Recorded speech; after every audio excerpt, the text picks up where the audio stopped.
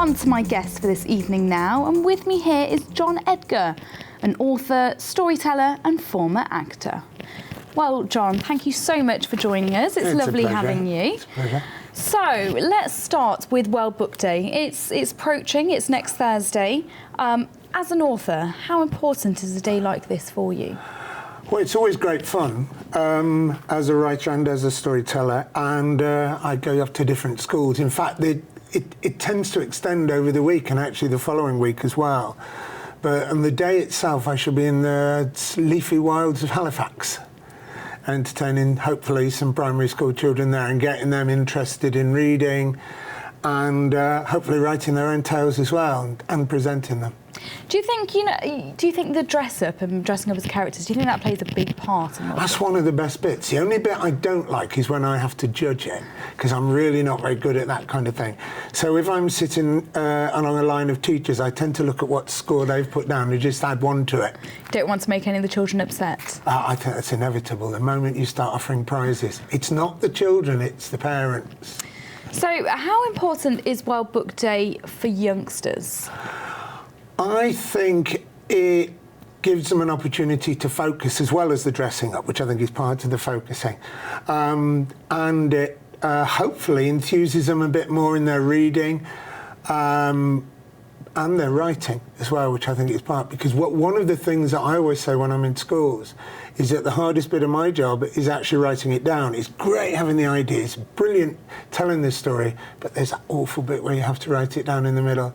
And when I ask how many people agree with me, about 30 hands sort of pop up in every class. So I think it's quite important in that hopefully it makes writing enjoyable, or it makes the results of writing enjoyable. Like if you make up your story and you want to remember it to share it with other people, you've got to write it down. And hopefully that encourages them to do that. If you've got something that you've written yourself and you want to share it, then as I always say, I might do something silly like watch a film or go to bed and forget it, so I need to write it down, and so do they. And as time goes on, do you feel that World Book Day, it's got more attention, particularly in schools? Every year it's bigger, it's better. I've had to juggle diaries and all sorts of things. As I say, it's been extended now. I'm in next week, I'm in Birmingham, I'm up in Yorkshire, and then I rush back again on the Friday to go to Sedgley. And I'm working the following week as well. I think I'm the entire week in Pedmore, which is a community technology college in Stourbridge. So it's certainly got more expansive, and I know that lots of writers are saying, we've got really busy weeks.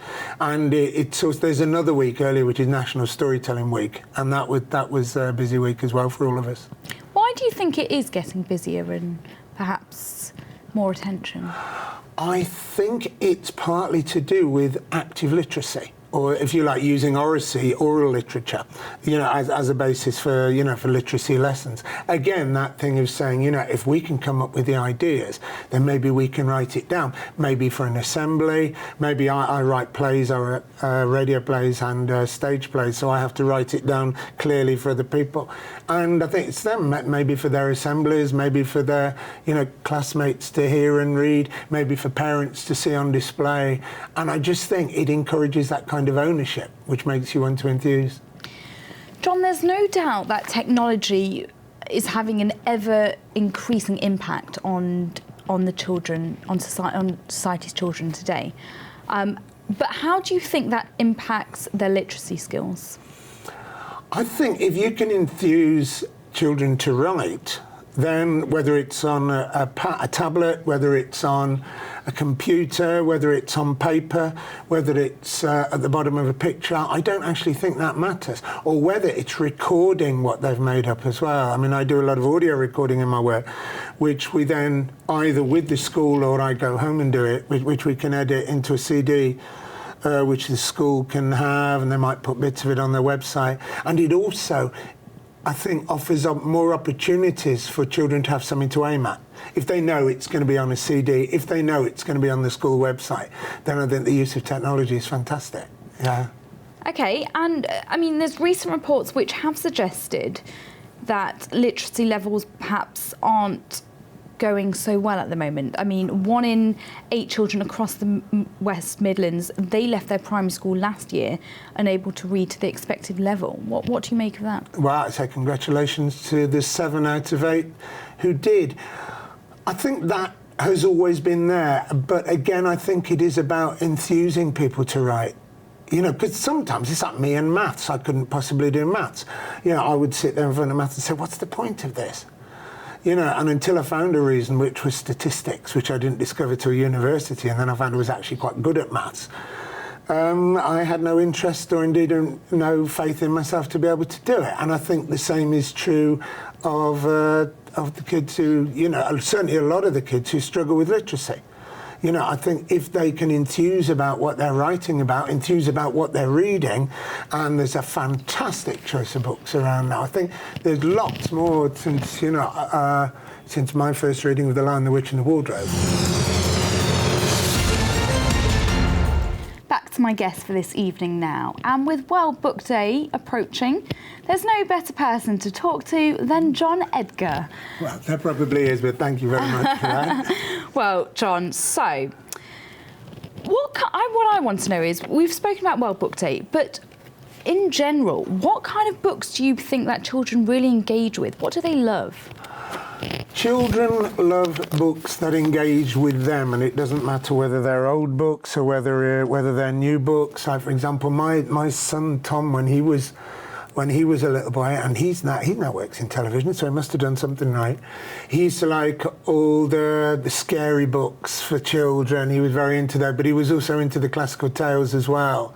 So I think if a book engages the child, then or the reader in it, and that goes for grown-ups as well, then I think it's doing its job.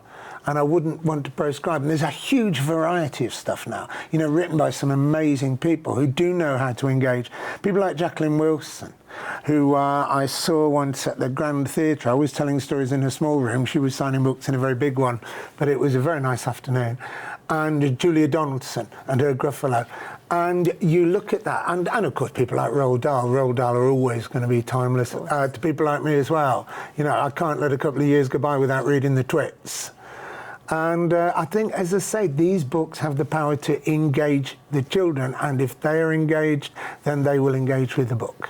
I have to say, Jacqueline Wilson was one of my favourites as I was growing up. Which one particularly? Oh God, I love Tracy Beaker. Yes, I was an illustrated mum person. Oh, that was a very good one. Yeah. But I mean, that brings me nicely on to my next question.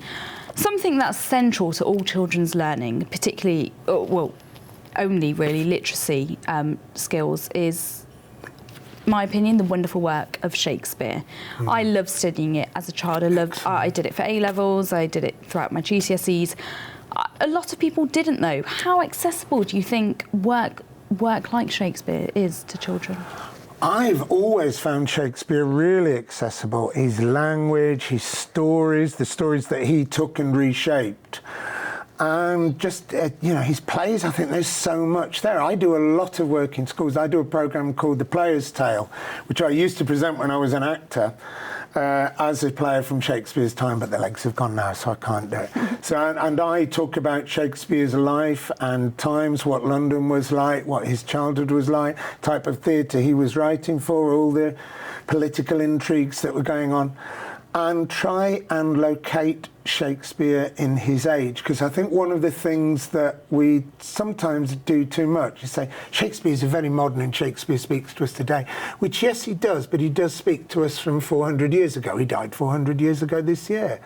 And I'm doing quite a lot of Players' Tale things at the moment. I've got a couple of schools coming up where I'm talking in both of them about Midsummer Night's Dream. So we'll have great fun in that, where I tell the story and then we actually look at the language and we get groups of the students up, you know, speaking it themselves. And that goes right the way across the age bands. You know, that goes from Key Stage 2 certainly to Key Stage 3 and upwards. Yeah. And John, very quickly, what's your favourite book and why? My favourite book of all time is actually a French book, because I had told amazing stories. It was written by a man called Anatole Lebras, and it was a book called La Légende de la Mort, The Legend of Death. I'm going to have to cut you off there, John. OK. But it was Serves you right for asking. It was lovely speaking to you. Thank you so much. Thank you very much indeed.